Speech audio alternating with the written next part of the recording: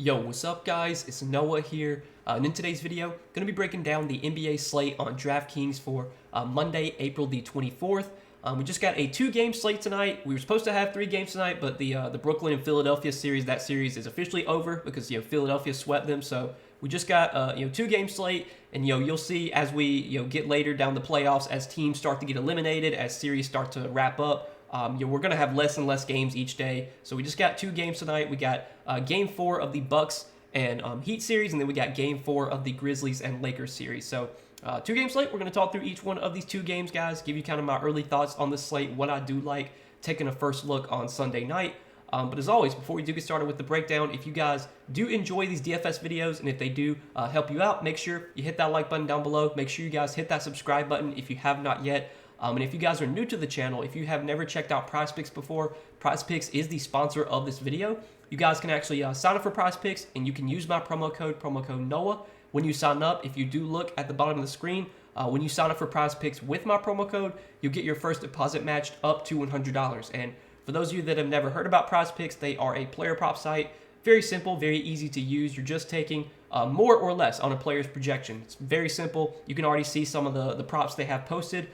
For Monday's games, they have props up for both games. You can see, all the props that they have available right now. If there's anything that stands out to you, if you think a line is too high or too low, you just, take more or less on a projection. You have to make at least 2 picks, but you can make up to 6 picks. You can win up to 25x your money on PrizePicks. And PrizePicks, they do offer a ton of other sports outside of just NBA. So if you like to dabble into MLB, PGA, college sports, NFL, whatever it may be, PrizePicks probably offers it. And you can mix and match sports on PrizePicks. You can make multi-sport entries.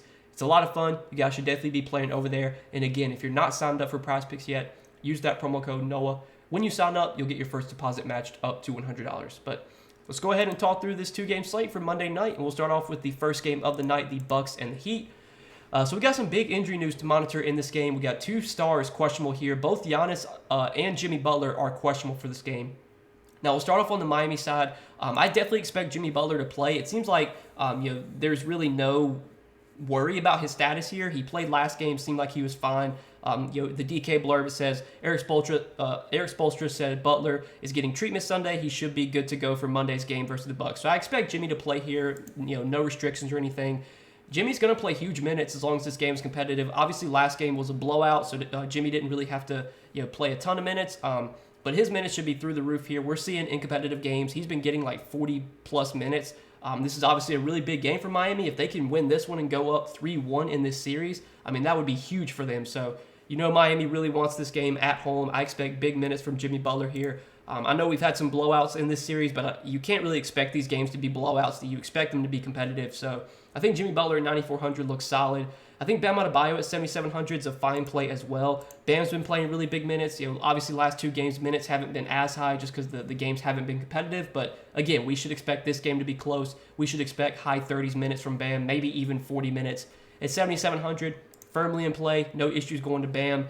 And then the rest of Miami, so looking at some potential value here, Max Strus, his minutes have been pretty secure without Tyler Hero, and they should continue to be secure without Hero, but we haven't really seen much upside from Max Strus. When he's out there, he's kind of out there to shoot threes, and he doesn't really do much else. He'll grab some rebounds, but not really going to get many assists, not really going to get many defensive stats. In order for Strus to have a really big game, he's going to have to get hot from 3, like he did that game against Chicago where he shot 7 for 12 from 3. You're going to need that type of performance from Strus for him to really pay off this price tag. So he's more of like a GBP option, not a guy that I have a ton of interest in.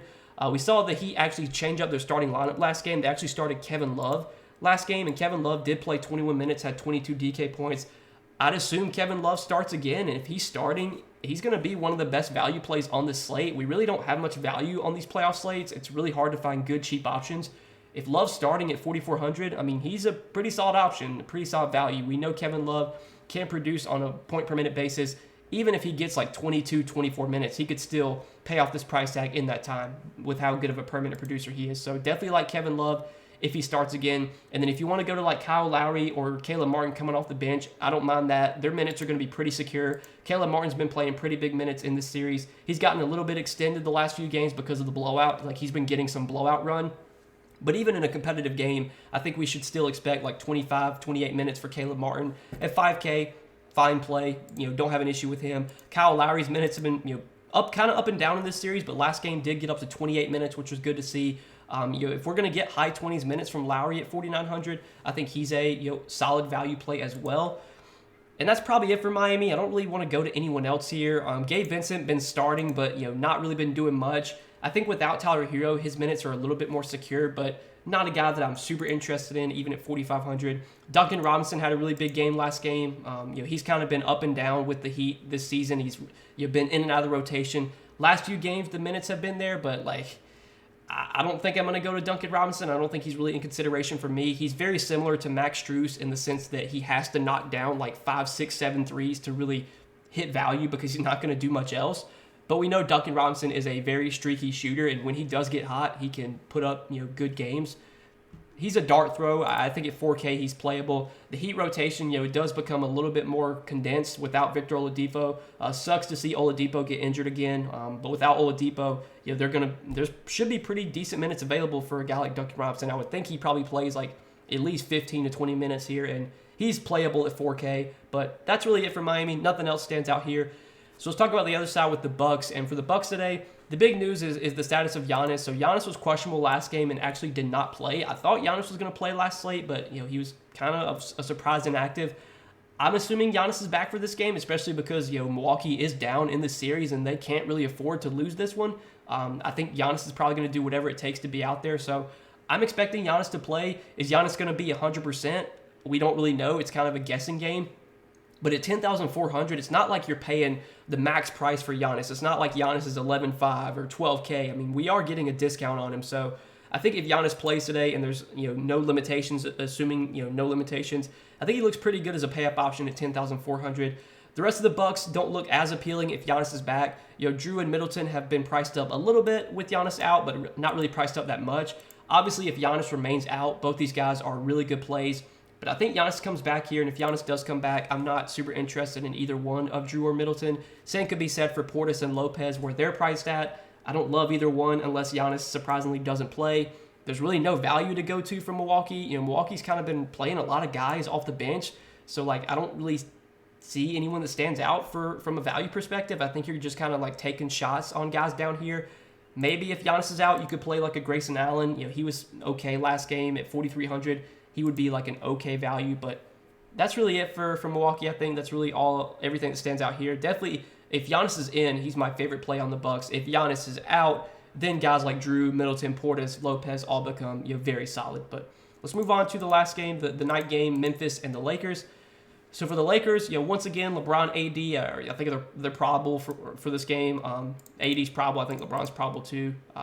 So they're going to play. I mean, obviously they're going to play here. So LeBron and AD, I think both look like solid pay-up options today. LeBron just been super consistent in the playoffs. Haven't really seen a huge ceiling from LeBron yet. We haven't seen him put up a 65, 70 DraftKings points game, but we know he has that in him, and we know any night he can just go off. I think his floor is very high. I think you do get a bigger ceiling from Anthony Davis, who we're going to talk about later, but really nothing negative to say about LeBron here. Obviously, on a 2-game slate, he is firmly in play. But I do like Anthony Davis a little bit more. Anthony Davis has shown a big ceiling in this series. Game 2 was a little bit of a disappointment from him, but he had a huge game last game, 65 DK points, had a huge game in Game 1, 61 DK points.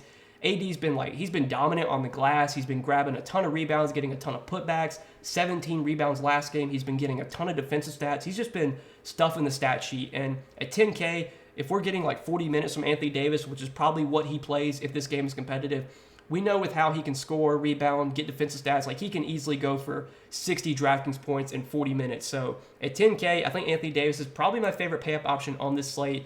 I have a ton of interest in him. I think it's a pretty good matchup for him. The Grizzlies, especially without Steven Adams, they just don't really have a good defensive big that can stop Anthony Davis. Jaren Jackson Jr. is a great defender, but he gets in foul trouble a lot. He's not going to guard AD all the time.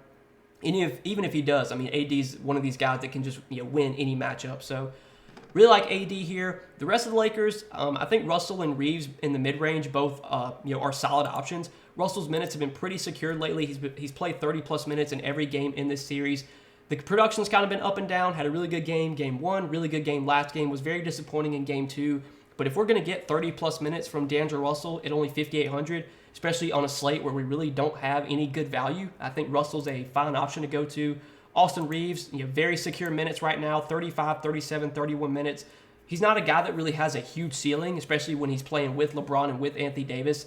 We're not really going to see Reeves go out there and put up 45 DK points, but at his price tag, he doesn't really have to do that. If we get 30 DK points from Reeves on this slate, that's probably going to be good enough. So I'm fine with Reeves as a mid-range option. I think he's firmly in play.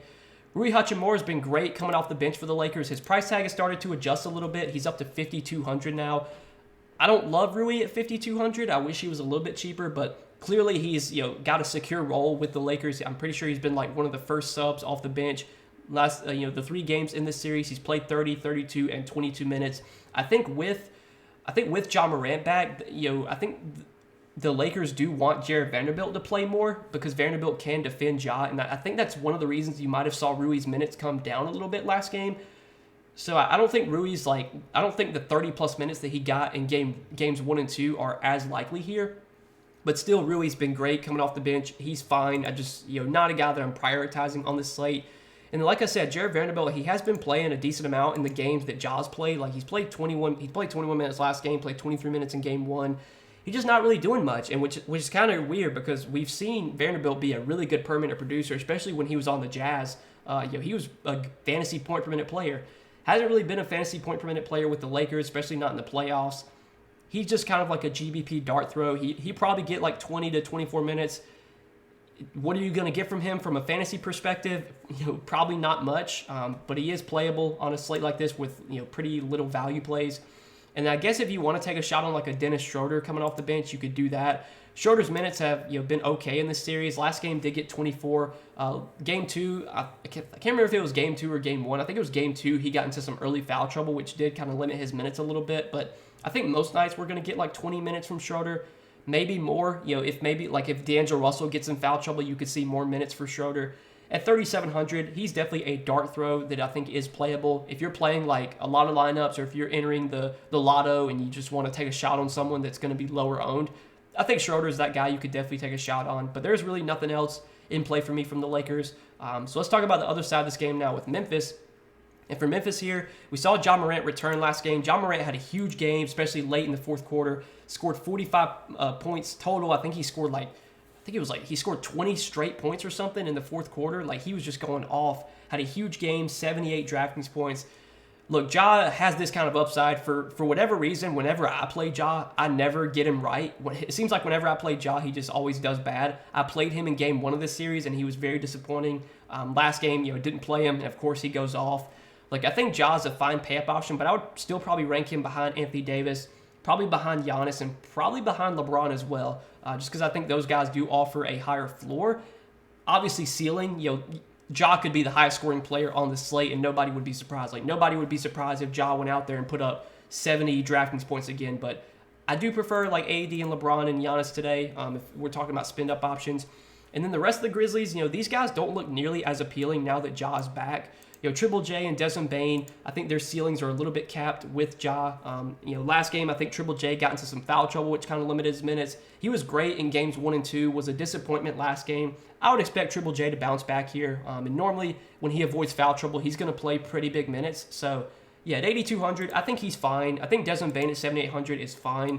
I would rather go to Triple J if I had to choose between one of the two, just because I think with his upside, with his stock's upside, with how he can rebound and stuff, I think Triple J does offer a bigger ceiling than Bane.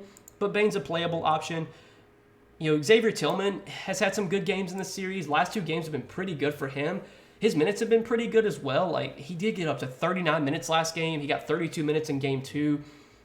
They're going to stagger Tillman and Jaren Jackson Jr. so that, like, one of those guys is going to be on the floor at all times. And obviously, like, last game with Triple J getting into foul trouble, that really boosted the minutes for Tillman.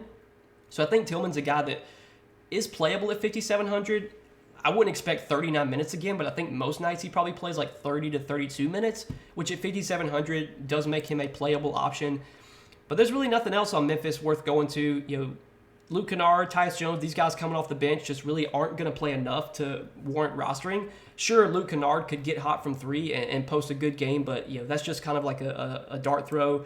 Dylan Brooks obviously going to start. They like him out there for defense, but his offensive game has been really bad in this series. He's been really inefficient as a shooter. Hasn't really shown much fantasy upside, but I think the minutes are going to be there as long as he avoids foul trouble. So, like, I guess he's a playable value at 4,700, but, like, I'm not in love with Dylan Brooks. I really never am. He's just not a guy that offers a ton of upside. So that's probably it for Memphis, and I think that's it for this little two-game slate for Monday night. So hope you guys enjoyed this breakdown. I appreciate you watching, guys. Make sure you hit that like button down below if you did enjoy.